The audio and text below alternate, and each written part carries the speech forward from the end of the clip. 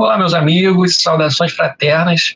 Aqui quem fala é Rafael Galdino, amigo de vocês do Movimento Espírita.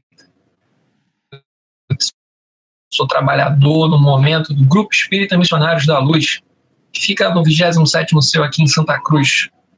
A gente gostaria de, primeiramente, agradecer a oportunidade de estar junto com vocês, os nossos amigos do Centro Espírita Discípulos de Jesus, casa querida, que a gente teve poucas oportunidades de estarmos juntos, mas tive grandes oportunidades de encontrar bastantes trabalhadores de vocês nos diversos encontros, principalmente na Comerge. A oportunidade de encontrar vocês, dialogar, é sempre muito positiva. A gente fica feliz de estar aqui oportunamente conversando com vocês, dialogando para construirmos juntos reflexões que possam acalentar cada vez mais o nosso coração. Antes de mais nada, gostaríamos de agradecer também na pessoa da nossa amiga Rosária, que estendeu esse convite para a gente, confiando na nossa diminuta, porém esforçada capacidade de dialogar com os amigos. A proposta que nós temos de hoje são os estudos do Livro dos Espíritos, na parte da introdução. Hoje nós vamos ficar com a terceira parte, que se caracteriza pelo estudo dos contraditores da doutrina espírita, né? O tema correto é a doutrina espírita e seus contraditores. Dentro dessa perspectiva, a gente vai conversar um pouco hoje, beleza? Para iniciarmos nossa conversa, a gente trouxe um companheiro maravilhoso aqui, que a gente indica para todos. Esse livrinho aqui, chamado Vida Feliz, de Joana de Ângeles, psicografia de Divaldo Pereira Franco. E a mensagem diz assim: quando assumas resoluções superiores e te poupes a loucura do desequilíbrio, serás visitado por pessoas que te buscarão convencer de que estás equivocado. Insiste em propósitos sadios e não lhes dê ouvido. Ao tombares, são poucas as mãos que te tentarão erguer-te. Nunca falte quem empurre mais o caído no fosso do desespero. Infelizmente, são ainda escassos os indivíduos que estão dispostos a ajudar desinteressadamente, enquanto se multiplica o número daqueles que se comprazem infelicitando. Segue adiante no bem, e o bem te fará grande bem. Vamos orar. Amigo e mestre Jesus, aqui, Senhor, nos colocamos como míseros trabalhadores, ainda imperfeitos, na seara Tua. Evocamos a Tua gratidão, o Teu amor, a Tua palavra amiga, que reconforta sempre os nossos corações, mesmo nesses esforços diminutos do nosso dia a dia, ao qual nos orgulhamos de persistir. Mas são dessas pequenas caminhadas, desses esforços diários, na persistência do Teu Evangelho, que conseguimos caminhar cada vez mais seguros. Que possamos estar contigo, Senhor, pois sabemos que Tu estás conosco sempre. Que assim seja. Bem, meus amigos, saudações para quem está conseguindo entrar agora. A gente agradece a participação de todos conosco aqui, o convite, que todos possam estar sintonizados no mais alto. E lembrando que nós hoje estamos estudando o Livro dos Espíritos. No Livro dos Espíritos nós vamos falar sobre a parte da introdução, a parte terceira, que vai falar dos contraditores da doutrina espírita. Bem, primeiramente a gente precisa entender o que são esses contraditores e o contexto da fala de Kardec. Contraditores são todos aqueles que vão se opor ao espiritismo, são todos aqueles que vão se opor à doutrina e, colocando-se de uma posição contrária, vai atacar a doutrina de forma direta ou indireta para tentar descredenciar, desmoralizar, desestruturar, para que a doutrina deixe de existir. Então, todas aquelas ações que visam a perturbação da doutrina espírita podem ser consideradas ações de contraditores. E a gente precisa entender que Kardec vivia num tempo onde ele estava inaugurando um novo pensamento.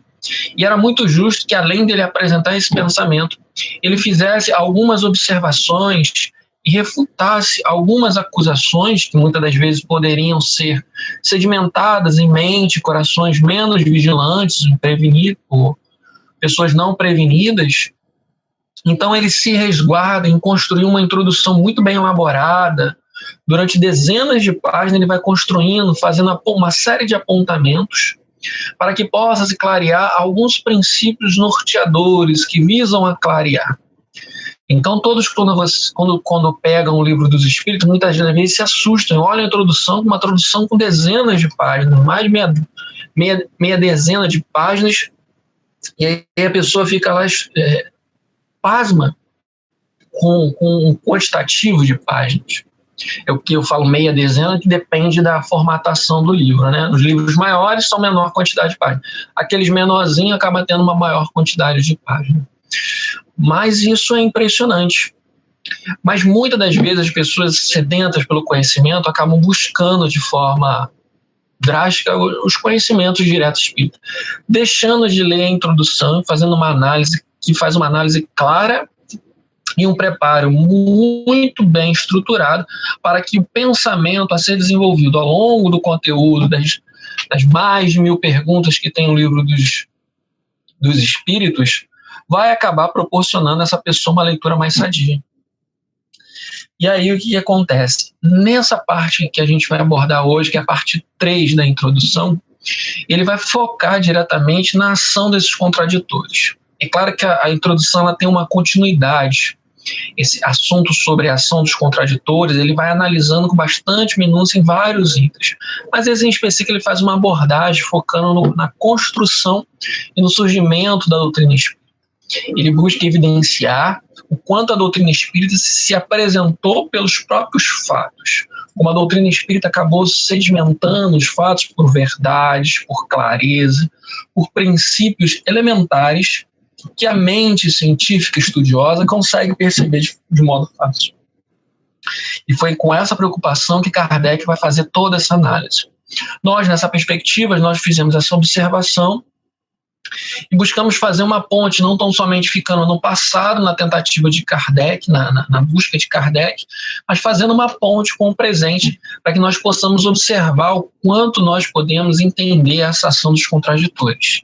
E já antecipo a vocês, a ação de contraditores da doutrina espírita continua ocorrendo, de múltiplas formas. É claro que aqui a gente não vai fazer, não nos cabe aqui, nem é de bom tom e nem é entendido como forma positiva por nós, fazer qualquer tipo de agressão ou refutação áspera a todos aqueles que vão de encontro à doutrina espírita. Pelo contrário, nós aqui queremos cada vez mais sedimentar a doutrina espírita com uma verdade clara para todos nós. Então, a gente entendeu já o que é contraditor. É todo aquele que vai se opor e vai atacar a doutrina espírita. Todos os contraditores são esses tipos de pessoas. Mas quem propriamente dito são esses contraditores? Notadamente, eles vão se deter no aspecto aqui Brasil, vão se deter mais as pessoas no aspecto religioso. Então, os contraditores serão muito mais os religiosos, mas não são todos os religiosos que defendem outras crenças, outros princípios. Não. São os religiosos que fazem interpretações fundamentalistas. Normalmente, são religiosos fundamentalistas que acabam agregando a sua forma de pensar à defesa a todo custo daquilo que ele concebe como verdade. E quando nós falamos aqui de fundamentalistas, nós estamos querendo dizer que são aqueles tipos de pessoas que fazem, no linguajar popular, a interpretação ao pé da letra dos textos bíblicos. O religioso que leva os textos bíblicos ao pé da letra tende a ter uma postura e uma mentalidade, muitas das vezes, não apaziguadora, mas conflitante. E essa ação de conflito está ligada num princípio muito claro. Olha só como é que funciona basicamente a cabeça de uma pessoa fundamentalista. Ele entende que aquilo é a verdade. Se aquilo é a verdade, ele deseja que aquilo seja propagado para todas as outras pessoas. E aí ele tenta levar aquilo para outra pessoa. Só que muitas das vezes esse levar não é bem entendido. E aí acaba entrando num tom de imposição. E todas aquelas ideias que vão contrariar aquilo que esse pensador fundamentalista entende vão ser negações. Se são negações, são coisas opostas. Estamos falando de princípio religioso, a verdade está com Deus e a negação está com a oposição de Deus, que nas religiões tradicionais é concebida como demônio, diabo e tudo por aí vai.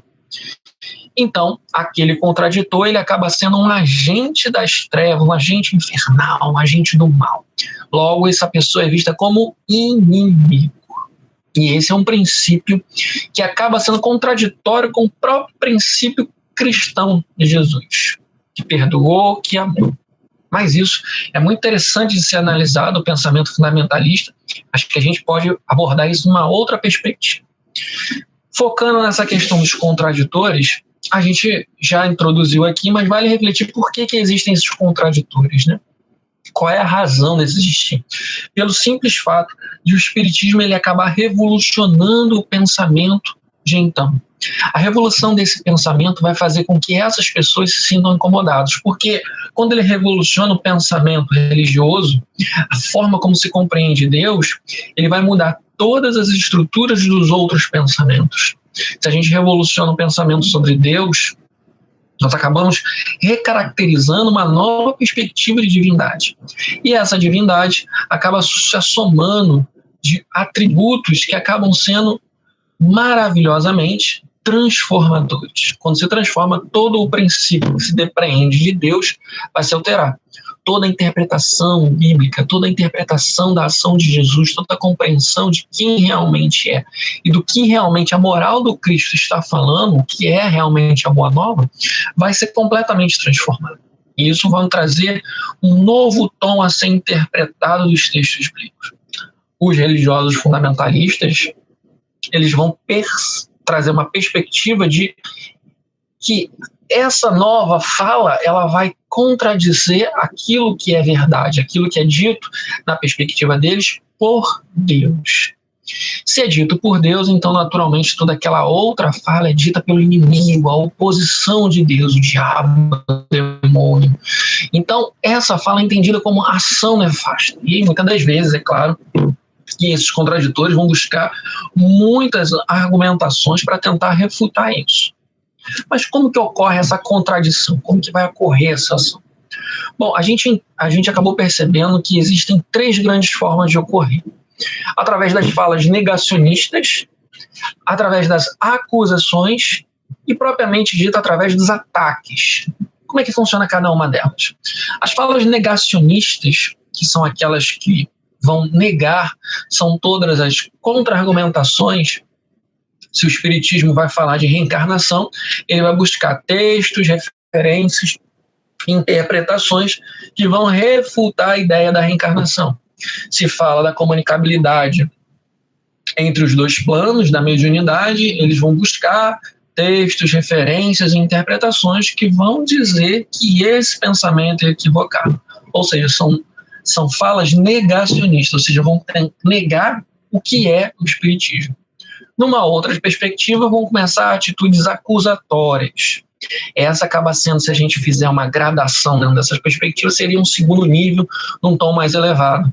As acusações se direcionam muitas das vezes em dois grandes grupos, né? As acusações, elas podem ser ao conteúdo doutrinário ou até mesmo às personalidades, que também vai se desdobrar também na questão dos ataques. Né? As acusações são falas que vão contradizer arbitrariamente o pensamento da outra religião. Vão ser ataques, vão ser falas incisivas que vão reforçar que não é uma característica. Vão tentar desconstruir o papel da seriedade, dos caracteres de bondade, de seriedade, de dignidade da religião.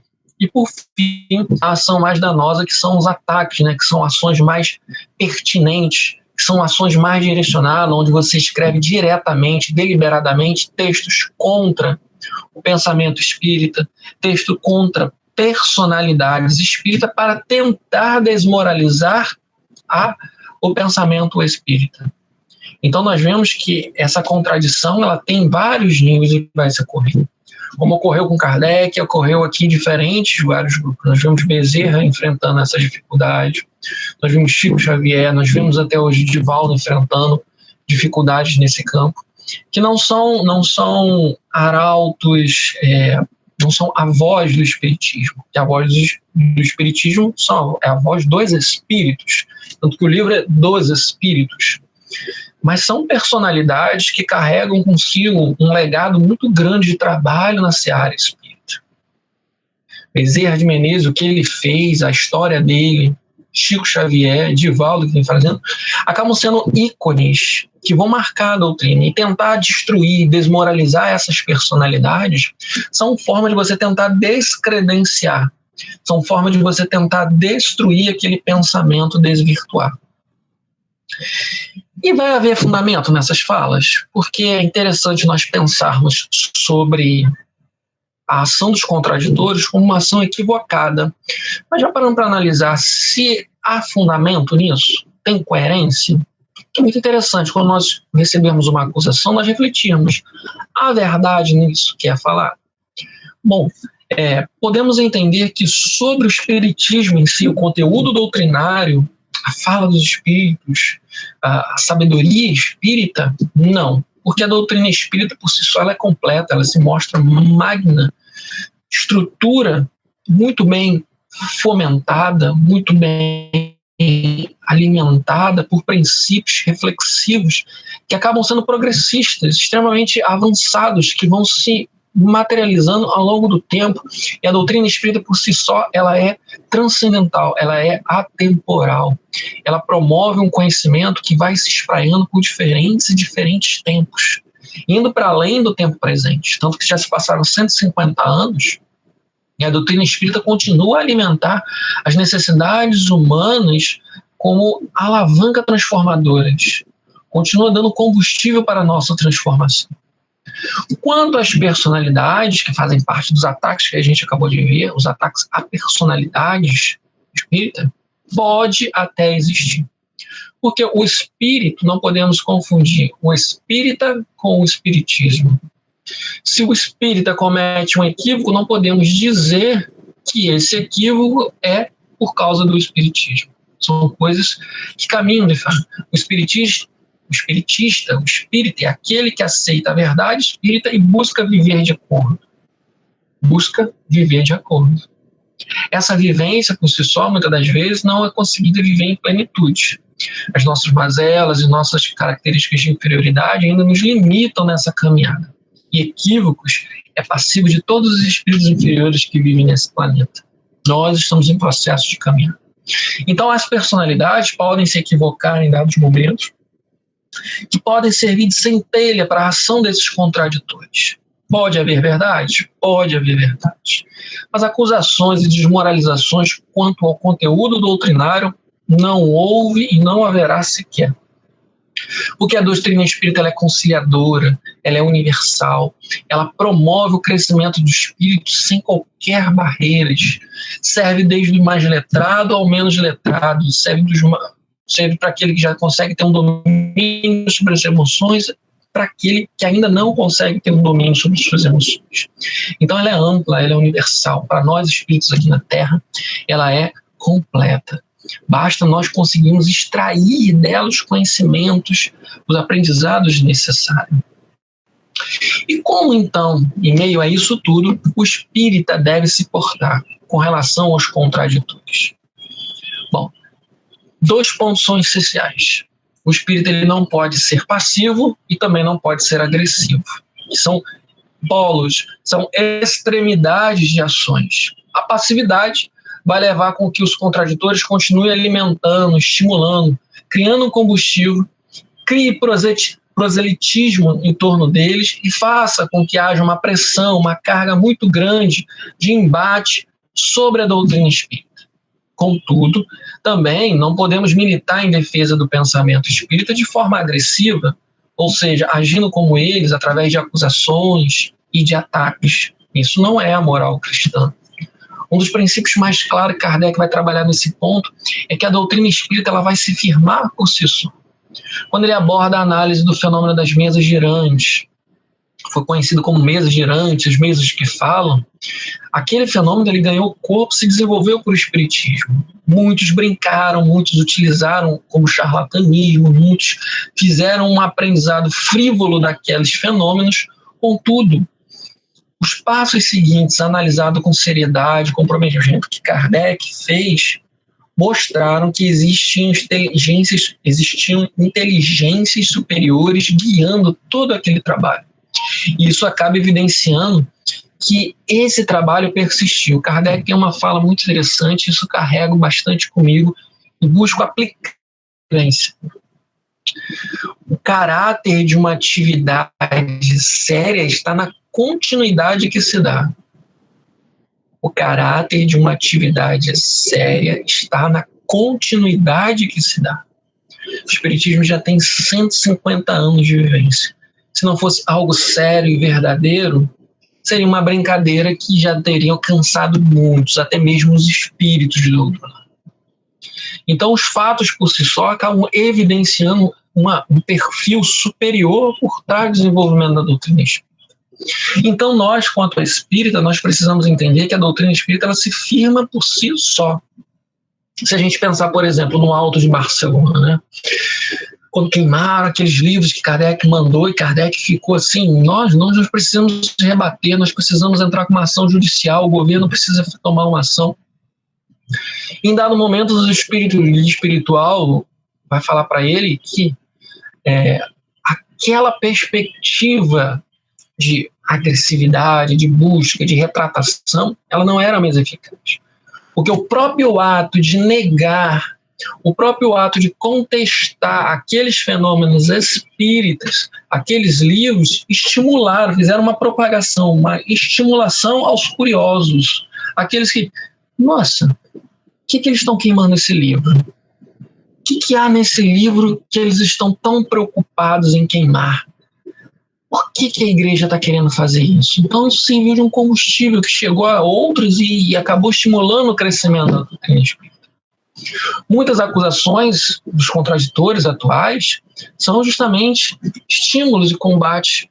Quando eles falam assim, que o espiritismo é uma doutrina vã, que o espiritismo não presta, que o espiritismo não tem serventia, aquele que ouve vai ficar se perguntando por que ele fala tanto de espiritismo?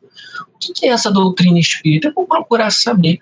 E às vezes, nesse anseio, as pessoas acabam se descobrindo quanto uma religião que vai lhes ajudar.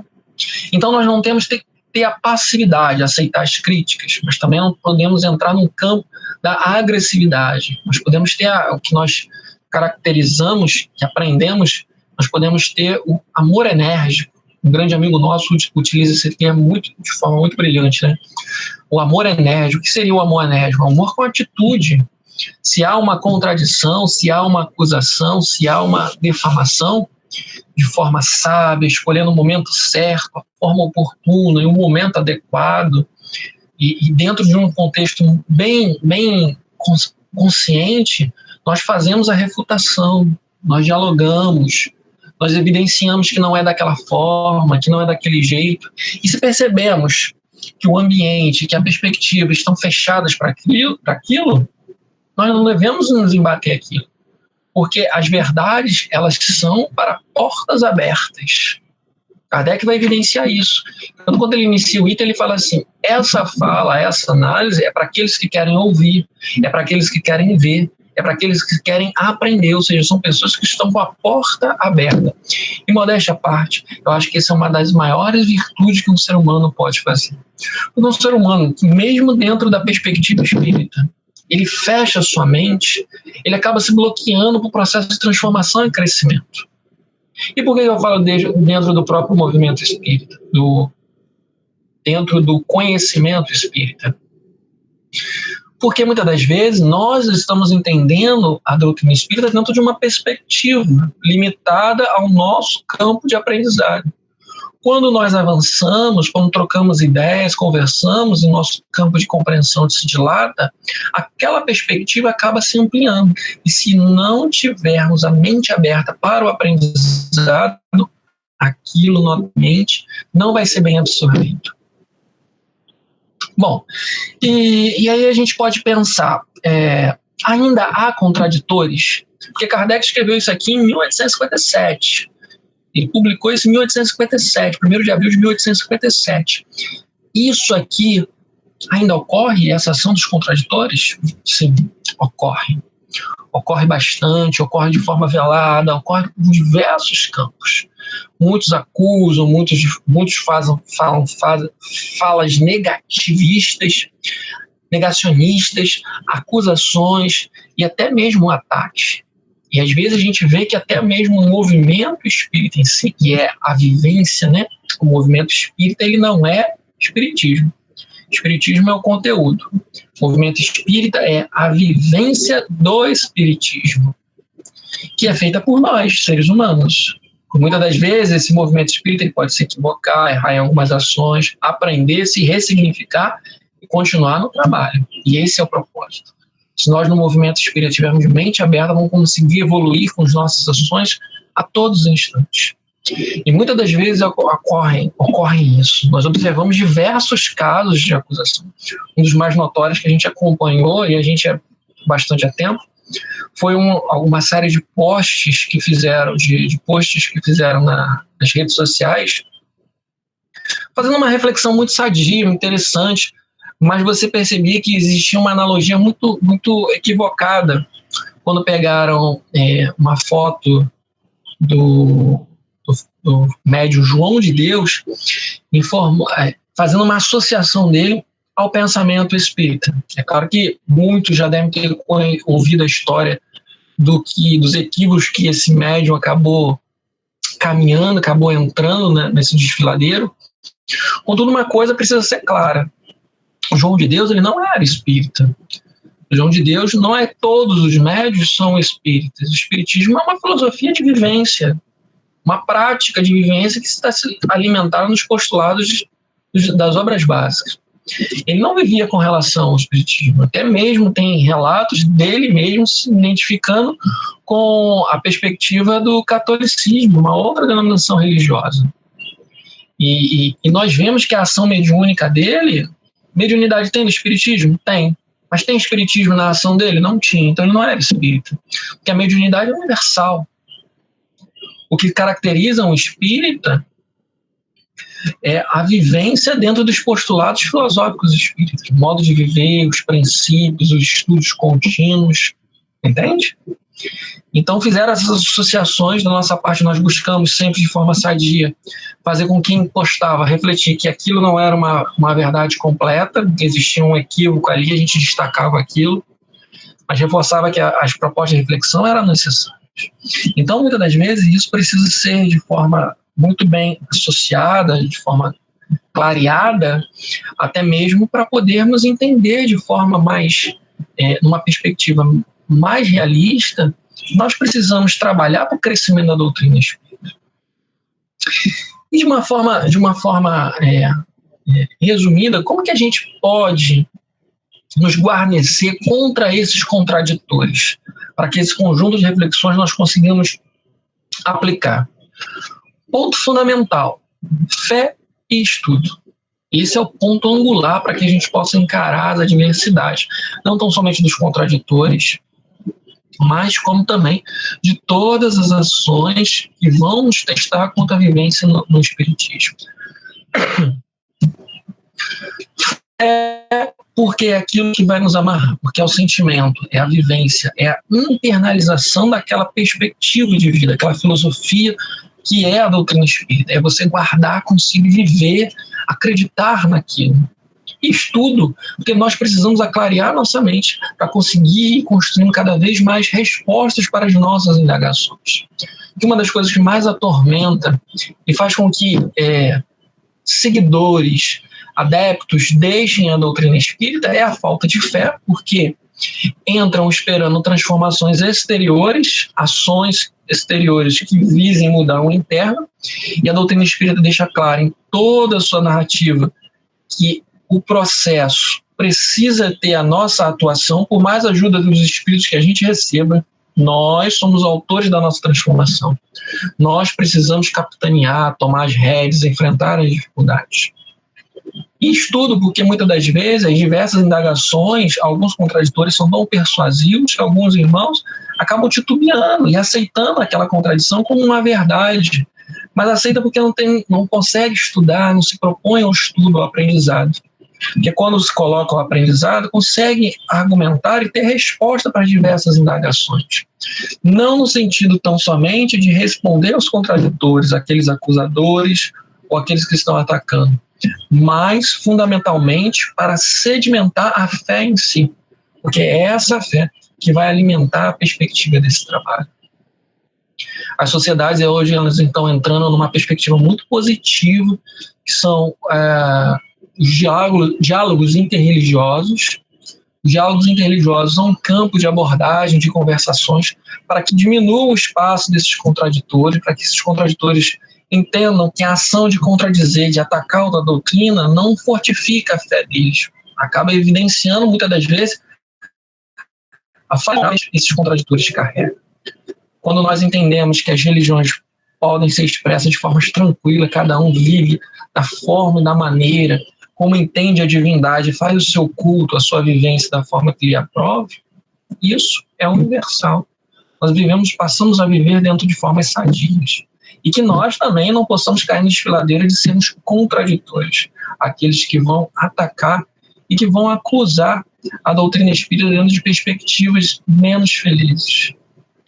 Bem, meus amigos, espero que todos tenham apreendido e entendido a nossa fala aqui no dia de hoje. A gente agradece a oportunidade de estar com vocês.